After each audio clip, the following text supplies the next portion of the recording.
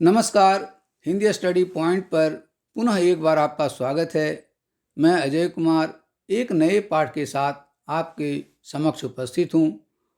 पाठ का नाम है नेताजी का चश्मा, जिसके लेखक हैं स्वयं प्रकाश जी।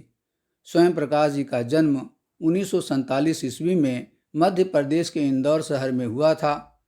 स्वयं प्रकाश जी आज भी लेखन कार्य में सक्रिय हैं। नेताजी का चश्मा, जैसा कि कहानी के शीर्षक से विदित होता है कि यहाँ किसी नेताजी के चश्मे के बारे में चर्चा हो रही होगी।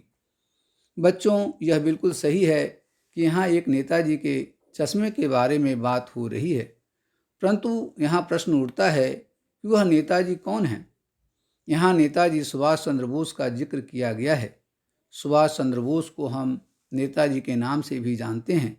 जैसा कि आपको पता है, सुभाष चंद्र बोस एक महान स्वतंत्रता सेनानी थे, जिन्होंने आज़ाद हिंद फौज का गठन किया था एवं देश की आज़ादी में महत्वपूर्ण योगदान दिया। जब भी हम नेताजी को याद करते हैं, तब हमारे मन मस्तिष्क पर उनके चित्र की जो छवि उभरती है, उसमें उनके चेहरे पर एक टोपी और एक चश्मा का चित्र जरूर उभर आता है।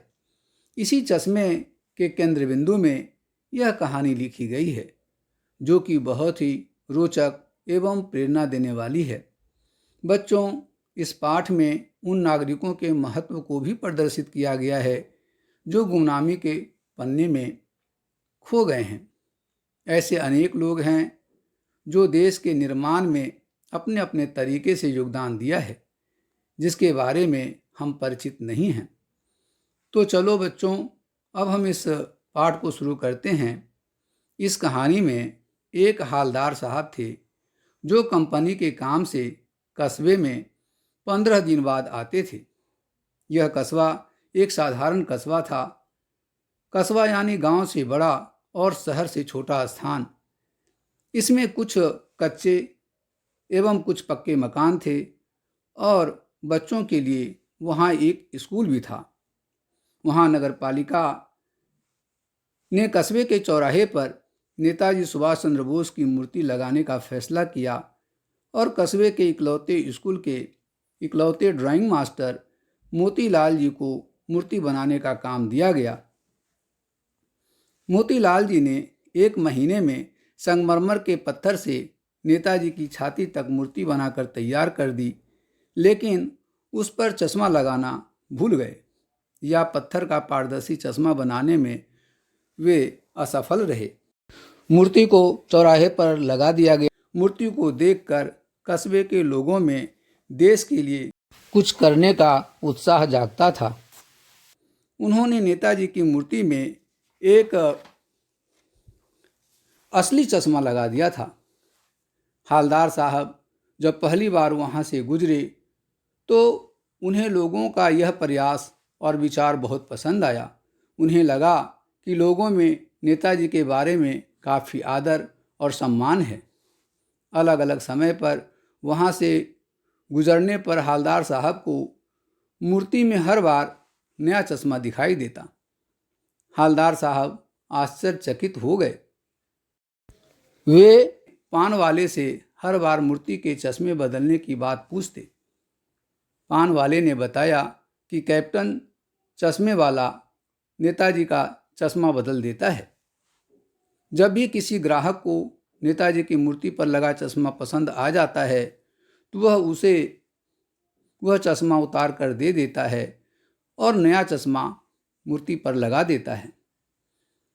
उसे बिना चश्मे की मूर्ति अच्छी नहीं लगती।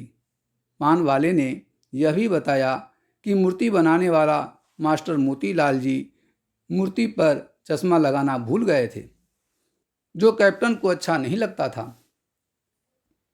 इसलिए उसने मूर्ति पर सचमुच का एक काला बड़ा फ्रेम वाला चश्मा पहना दिया था।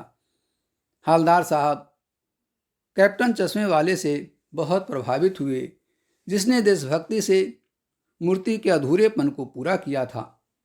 उन्होंने पान वाले से कैप्टन चश्मे वाले के बारे में भी यह भी पूछा कि क्या वह नेताजी के फौज का कोई सिपाही था। पान वाले ने मुस्कुराते हुए कहा कि एक लंगड़ा व्यक्ति फौज में कैसे जा सकता है। तभी वह उस तरफ से जाते हुए कैप्टन को दिखाता है। कैप्टन एक पतला दुबला सा बूढ़ा व्यक्ति था जिसके पास एक बांस था। बांस पर तरह तरह के चश्मे लटकते रहते थे। हालदार साहब कैप्टन के बारे में और भी जानना चाहते थे, लेकिन व्यस्त होने के कारण पान वाला बताने को तैयार नहीं था। हालदार साहब 2 साल तक लगातार कस्बे में आते रहे और नेताजी के मूर्ति के बदलते चश्मे को देखते रहे। बहुत समय बाद एक बार फिर हालदार साहब कस्बे से गुजरे तो उन्हें नेताजी की मूर्ति पर चश्मा नहीं दिखाई दिया। पान वाले से पूछने पर हालदार साहब को कैप्टन के मरने की बात पता चली। यह सुनकर वहाँ से चले गए, परंतु वह सोचने लगे कि देश के भविष्य का क्या होगा। जिसकी जनता देशभक्तों की कद्र नहीं करती। 15 दिन बाद हालदार साहब फिर वहाँ से गुजरे। उन्होंने सोच लिया था कि आज चौराहे पर रुककर मूर्ति की तरफ देखेंगे ही नहीं, परंतु अचानक उनकी नज़र उस ओर गई तो देखकर हैरान हो गए कि बच्चों ने मूर्ति पर सरकंडों से बना चश्मा पहना दिया था।